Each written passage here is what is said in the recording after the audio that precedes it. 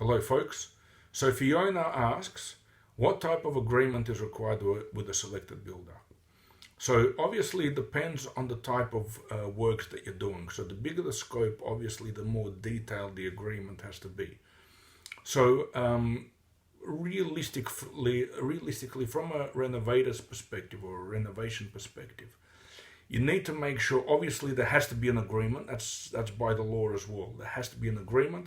Fundamentally speaking, has to be an agreement with progress payments. Now, there has to be a deposit of 5%, that's by the law.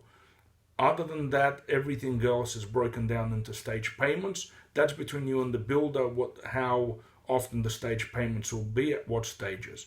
For example, with a bathroom renovation, with us we charge a stage payment after the completion of the strip out, after the completion of waterproofing, after the completion of tiling and grout, after the completion of cabinetry, painting, and then obviously the balance payment as well.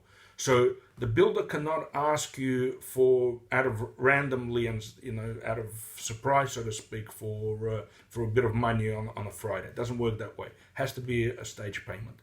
The agreement also has to have a schedule as well, how long the works will take. Okay, that all has to be in writing. That's part of the agreement that you sign as well.